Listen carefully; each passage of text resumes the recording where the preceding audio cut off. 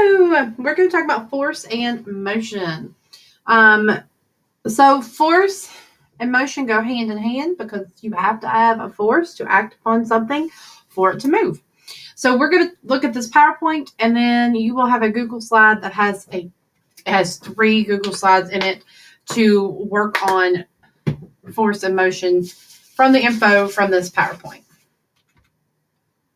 What is force? Force is a push or pull on an object. There is a force whenever 2 objects interact with each other. Basically, force makes everything move. So the pictures they give us are a picture of a van being stuck in the mud, and the force is the people pushing on it. The friction, which we'll talk about Thursday more, would be the mud. And then the guys on the tug of war, they are forcing, they're pulling. Okay, it's a push or pull. So they are pulling that rope to try to win. All right. So anything is going to, if we have kinetic energy, there has to be a force on that kinetic energy for it to work. So when I use the apple example often, there has to be a force on that apple for it to actually have kinetic energy. If without a force, it's not going to move. That's with anything. Forces can be measured using a force meter, and the unit of force is called the Newton. Simple N. And that is because he is the scientist credited for figuring this out. Magnetism, that is something that is a force. When you hold 2 magnets close together, you can feel the force either attract, pull towards one another, or push away, repel. Magnets can attract other magnets from a distance, which is called the magnetic field. So magnetism is something that it's like the gravity almost of us. And magnets can be used for lots of different things. And that is a force. It is pulling something or pushing something towards it or away from it. Earth is a big magnet. The 2 ends of the magnets are called the poles. We have North Pole and South Pole. The North Pole is not only where Santa lives, but that is the magnet that points towards the Earth's North Pole. The magnet at the South Pole points towards the Earth's South Pole. So south and north. And then that is why some magnets can repel each other, because if they are alike, they will repel each other. They have to be, if they are 2 south magnets, they will repel each other and push away. I believe I'm saying that correct. Magnets are used for all of it. And we'll talk more about magnetism when we talk about electricity at the end of the 9 weeks. But everything uses a magnet. Your lawnmower, electricity. So magnets are everywhere. So friction, and we'll talk more about friction Thursday, but friction is the force that slows things down. If you rub your hands together, okay, there's friction on your hands rubbing towards each other. And also you can notice that the friction is getting hot as well between your hands. But friction can be like, there can be no friction, like if you have ice, okay, there would be no friction. A lot of friction would be something like sandpaper, carpet. Those are things that have more opportunity to slow things down. If you're running outside and suddenly need to stop, you can stop because of friction between your shoes and the grass or the cement stops you. Brake pads on a car act like a friction because the brake pads work against whatever the rotor on the wheel to slow the car down. So they are a friction. Liquids would reduce friction. When it rains, there are more accidents because it becomes harder to stop. So liquid water can act very slippery, and brakes become wet, and the wheels are not in much contact with the ground when you're going that fast. So gravity is a force, because gravitational forces are forces of attraction. Gravity makes everything fall down towards the earth.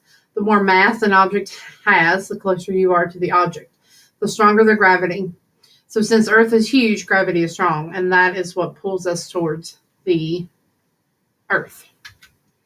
Everything that has mass gets pulled towards things with a much greater mass. For example, animals get pulled towards the Earth because Earth's mass is much greater. Even though animals and humans have gravity, it is way too small compared to the Earth's gravity. So we are like sucked in to the gravitational pull of the Earth because our mass is smaller than the Earth's mass. And that's like the moon, because the moon got too close to the Earth and got pulled into the Earth's gravitational pull because the moon is gravitational pull is smaller. Something like that, if that makes sense. Gravity is important to Earth because without gravity, we would fly right out of it. Earth would not be livable. If you kick a ball, it would just go flying forever.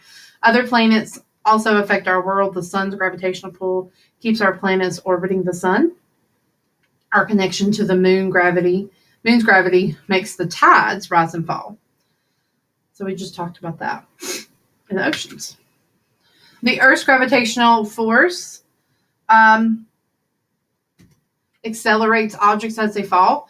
If you drop a ball from a third-story window, the ball will keep falling faster every second until it hits the ground. The gravity will constantly pull the ball to the ground, making it speed up.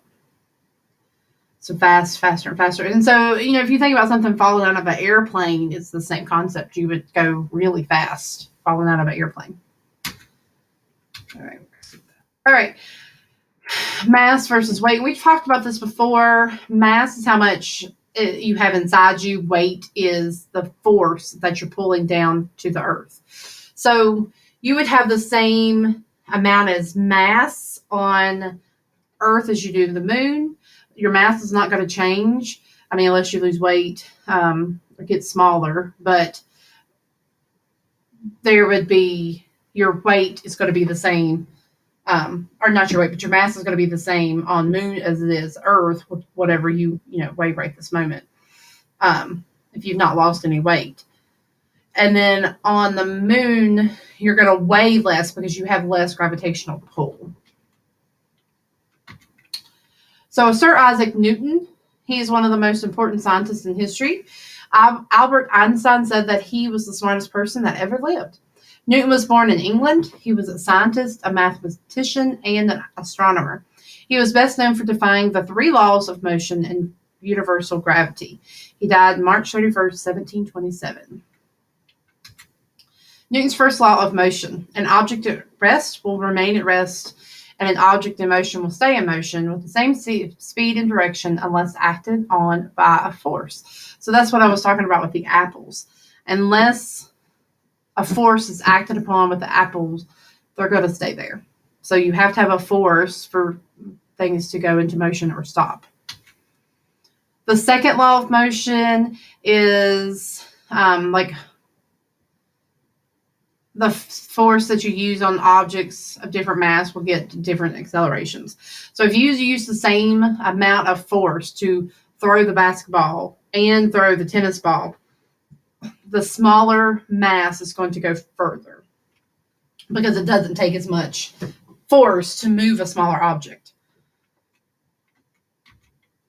The third law of motion is that every action or force, there is an equal reaction. So when you're sitting in a chair, your body is exerting force on the chair, and the chair is exerting equal force upwards, or the chair will collapse.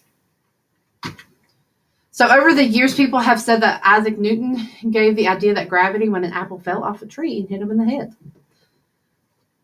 We use that analogy a lot as well. Gas and liquid push out in equal forces in all directions. When you're upside down in a roller coaster, a force called centripetal. I can't even say it. I have to come back to that one. I don't know how to say it. Centripetal keeps you in your seat from falling out. That's terrifying just to look at those people upside down. I wonder how many of you like roller coasters. Fun fact for if you throw a ball in space, it would keep on moving in a straight line with the same speed forever. All right, now I want you can review this video because I did not or I didn't share the PowerPoint with you, but you can go over this video when you are doing your Google Slides, and the Google Slides are for grade. Goodbye.